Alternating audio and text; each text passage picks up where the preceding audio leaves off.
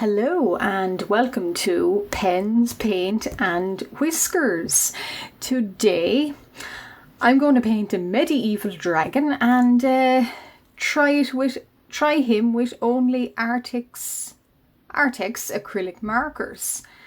In my last video I did an unboxing and I did a swatch with some of these markers, so a very small little trial run. And now I'm going to do a challenge where I fill a sketchbook page. And as you might be able to see, I have some medieval critters already penciled out on this. So kind of keeping with the something easy, something that maybe afforded some light blendability. Oh, already going in with the wrong colour.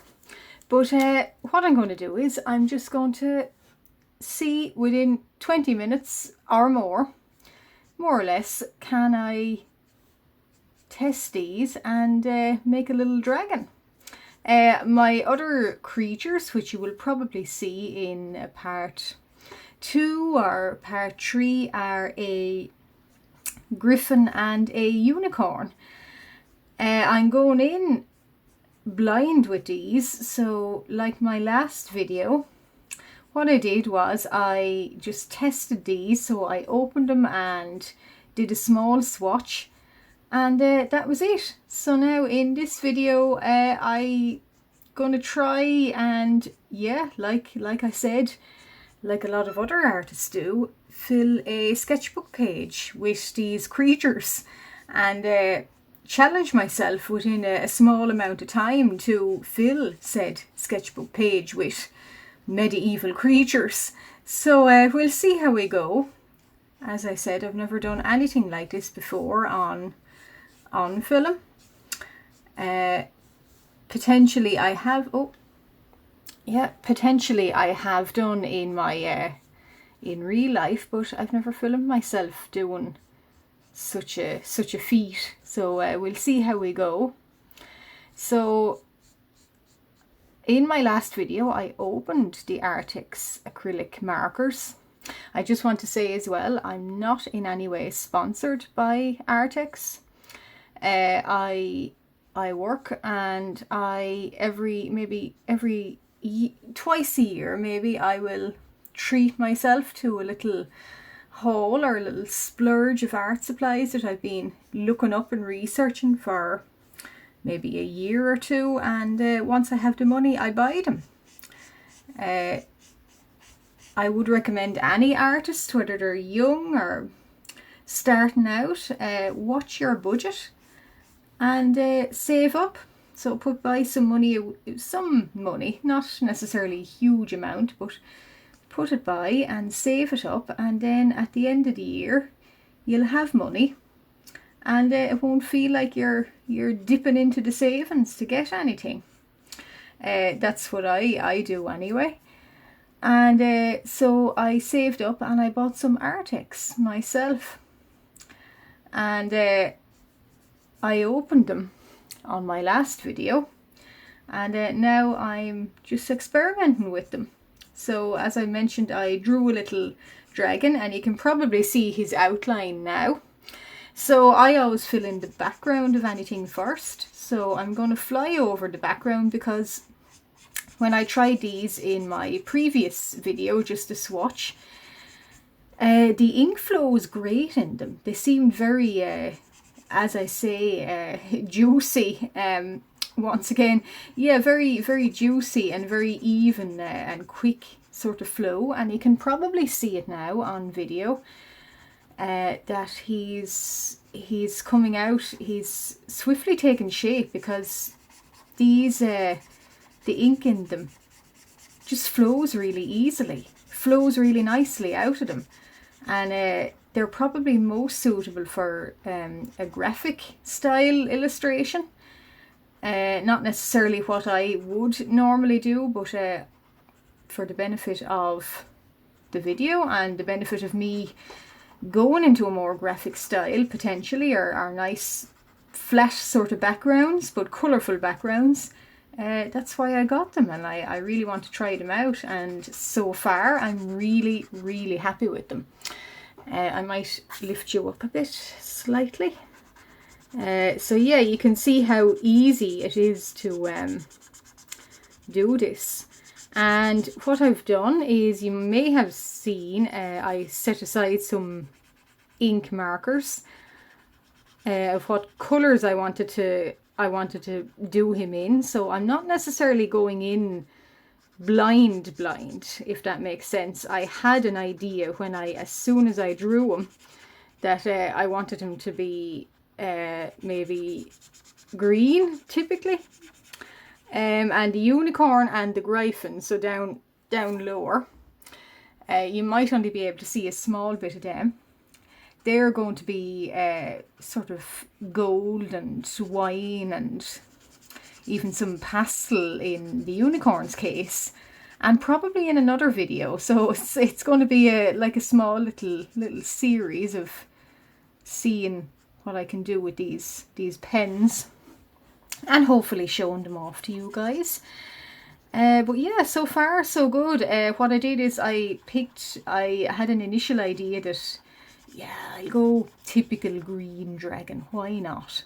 And I spotted a lovely, in this box, a sort of a minty green and a light sage green, and I thought, why not? You know, a green dragon, why not do a green dragon? And to contrast them, do a nice royal blue background. So that's what I'm doing, and doing it really quick. So I did a tiny little splotch on a previous sketchbook page, and just tested out, picked out several colours. As you can see, I have them all lined up and ready to go. So I am a little bit organised like that. And that colour, that blue colour, was 38. And this Arrtx, the body of the dragon is 5A and 630.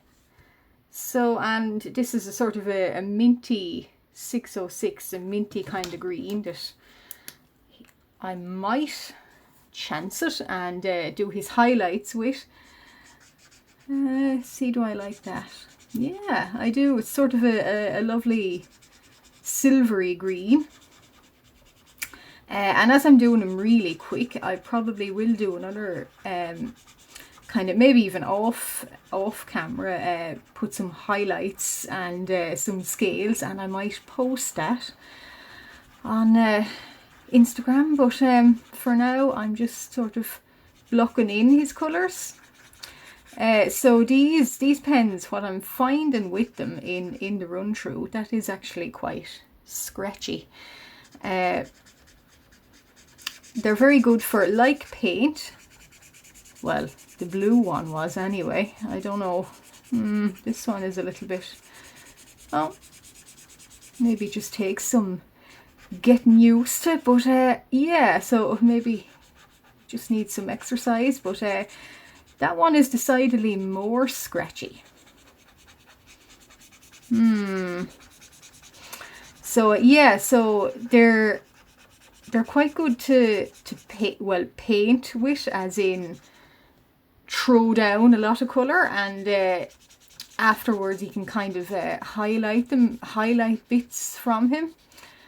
So as you can probably see here, what I'm doing is I'm just going over what so the top of his body, so anything that catches the light, so that's your light source up there. Anything that catches the light should be the lightest of your greens. And so I'll try and see, can I get some shadows with him, and some highlights. So he's got his paws or his claws under his chin, and yeah, we'll do a little bit of highlights on his nose. So there we go. Now, so that's the highlight, so the very lightest green. The second green is 5A. So I'll see, can I get a good highlight going, or a good shade. That's even, even more of a green. So yeah, so be aware that when you're doing these, and you can probably see this happening currently, and it is quite frightening, but you do lose a little bit of detail with your pencil. So that's why I would recommend any art with these, try and keep it as little detailed as possible. Just for that reason, because you will, if you've done a huge amount of detail, you will freak out when you see it all disappearing under a pencil. I know I did anyway when I first tried paint or acrylic, even, you know, a more budgetary brand of acrylic markers. I freaked out. I seen all my lovely details that I'd spent half an hour or more depicting, and all gone. So you kind of have to be pick it up as you go along. Now he had, as you can probably see there, he had horns. They're swiftly disappearing under the pen strokes, but that's okay. We can get them back, I'm sure. So yeah, so I'm gonna try his shadow now. Maybe I could pick you up a bit. So yeah, try and kind of blend it in again. So once the ink is dry, or drying, there's still enough time to do highlights. I'm giving him some cheek highlights, and yeah, neck highlights. And if you were watching the swatch video, as I keep discussing and bringing up again, they're lovely to blend. They do offer quite nice blendability, as you might be able to see here. Obviously the day I'm filming it is quite a gloomy autumnal day, so I'm using a light source, so maybe it's doing good for it, maybe it isn't, but however, we're getting there. So I'm going to put in a little highlights on his claws, even the claw underneath him.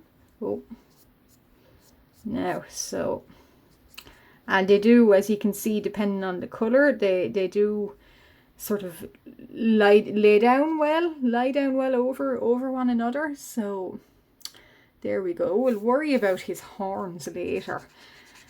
Yeah, so I have lost them a little bit, but we'll make them up. As I said, be aware that some detail will be lost. So just sort of have it in your head, or even a little pen sketch of what your original idea looked like, and go with that. I didn't do that. I just dove right in, and so I'm sketching him here, sort of going with it, going with the shapes I see in the lovely royal blue background. So I also demonstrated that these pens, I should say as well, they can take gel pen over them, and they can take an ink pen. So I have a Pentel acrylic gel pen. They take that really well over them. So if I want to give him little stars or little highlights with the gel pen, I can. And if I want to ink him in, which I certainly will, I can do that too. So they take anything put over them, so any ink pen, any gel pen, they take it really well. So you need not have a fear that details aren't going to be possible with an acrylic, Arrtx acrylic. Now, so I'm going to give his little foot paws another highlight. Oh, and there's no fear of even going over the lines. I know I'm doing it here because I'm doing it quite fast. But if you do go over the lines, you can just ink again, and I might just go over them again in the background, so you can cover up mistakes. I find them they're quite a forgiving pen from what I've been experimenting with, my small experiments. I think they're quite forgiving, which that's good. You need that in art and in life. Yeah, so we'll do that. Now, as I mentioned, this kind of grey-green, it's a little bit scratchy. It's a little bit, it does need to be sort of exercised, so to speak, a little bit more than his brothers, but that's okay. We'll cut him some slack. Now, so I'm gonna do Mr. Dragon's pointed tail, and I'll think about his horns as well, what I want to do for them, because as you can see, turned into a bit of a mess at his head. Oh, but that's okay. We'll go over him. And yeah, so a darker colour underneath is obviously going to show through, i.e. his tail here. Oh, sorry. And we'll do it around his back and his spine. And with a dragon or with any mythical creature, I can hopefully cover this up. So any mistakes or over the lines, as we call them, or outside the lines even, I can hopefully cover them up with spines. And go from there. So obviously art doesn't have to be perfect, because what is perfect? Now, so so he's blocked out, so I call this blocking out a shape. I'm going to try it's a 630. I'm going to try some shadow on his belly area, because that's, oh yeah, that's where he'd have the most shadow, because he's lying down. I'm going to try and blend it easily, make it look convincing. So he'd also have some shadow here under his tail. Hopefully now this strange strange green, strange on him maybe, hopefully it blends. So I'm going to try it with, so what I'm doing is dragging up the pigment. Dragging up the pigment slightly, I hope. No. Sometimes it needs a little bit of a coaxing. So he's been lightened slightly, so that last green has lightened them. So we can hopefully work up a small gradient here. These Arrtx as well, they are not, I did check, because I have got a naked flame here. I did check that they were not flammable, and they don't seem to be, and as a result they do smell a little bit, but it's not very strong. It's really not. I'm quite sensitive to certain odours, and I know of sensory issues where a lot of people would be, but they don't smell quite as strong as any other acrylic, even, yeah, certainly not alcohol markers anyway, because they're not, but yeah, no real, a little bit of an odour, but not a strong odour. I can live with it. And they're not really heavy alcoholic as they'd call it, so that's okay. So we're going to try and blend with this kind of we'll go over them with the very light green again, just to work up more shadow. So like I say, they are sometimes a little bit difficult to, or not difficult, it's just a matter of me getting used to them. But yeah, somewhat of a gradient there. Somewhat. Now, if I had more time, I would probably work and work and work at this, and I would get even more of a gradient on him. But yeah, I'm just going to fill a page or two, do a few medieval creatures with them, and test them out as I am doing. So that's his neck, and we'll do some over his back and his wings, as I'd imagine actual dragons, of course, do have shade and shadow and tones on them.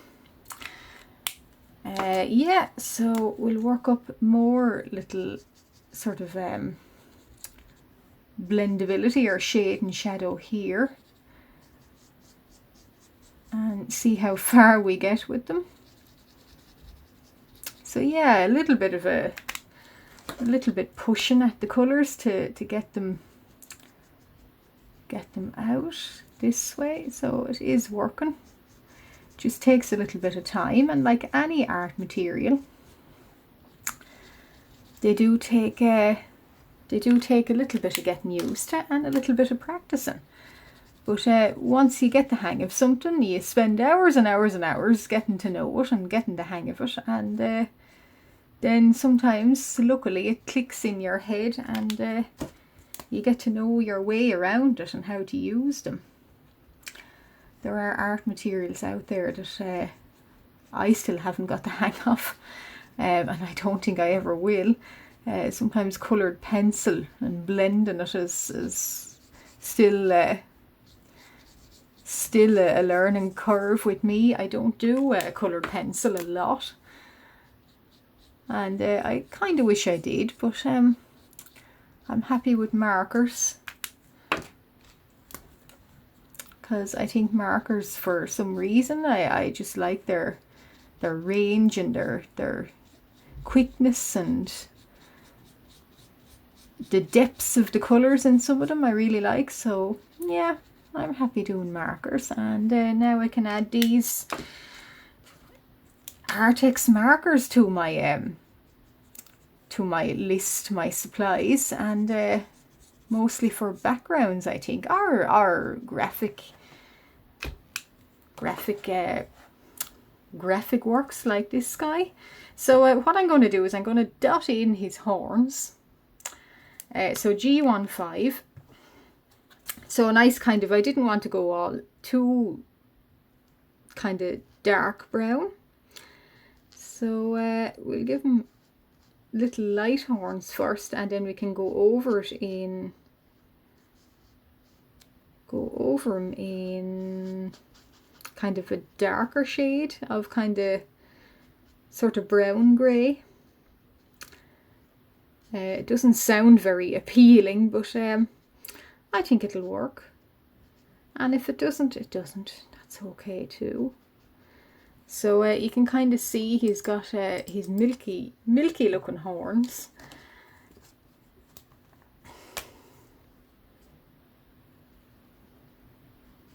And now that's nearly a lighter colour than what I had planned. Oh dear.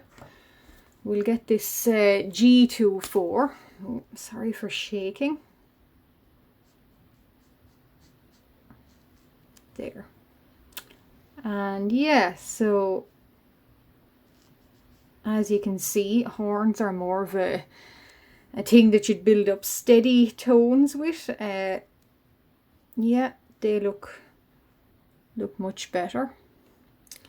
And I don't think I need to do a lot of blendability with those horns. I think he's fine the way he is. I'll put some more there just to make his head a little bit bigger, and maybe dot them in along here. So when I go over this in ink, it'll tidy him up. So I will give him a little horn on his nose. So I wouldn't necessarily have planned that with a pencil or anything. I'm just throwing everything at it and seeing what'll stick. And as you can see, he's got a sword underneath, so I might actually try some grey, so a bluey grey, so a 7-1, or sorry, 7-1, yeah, and 7-4. and see, can we get a good shade. Now I'm thinking maybe Posca silver for the blade, just for added drama of a sword. But we'll see how we go with this. Oh, my handle is already gone a bit out of the way, but it's been through a lot of battles, so that's why the handle is crooked. Oh, and like I said, he's going to get more, he's going to get silver on him, and the floral borders, I'm thinking potentially will be done in another video, like his other two friends down here, his unicorn and his Gryphon buddy. And for now, he's going to dry. He is quick drying, but he's going to dry a little bit more, and I'm going to work up more of a tone, which I might do that separately. Work up more of a tone with a white gel pen, and maybe give him a background. But for now, that was just part one of an Arrtx test, and so far so good. I'm really happy with how he's turning out, and it's given me more ideas and more sort of excitement even on how his more medieval buddies down here are going to work out. So stay tuned, I suppose, and thanks for watching and listening.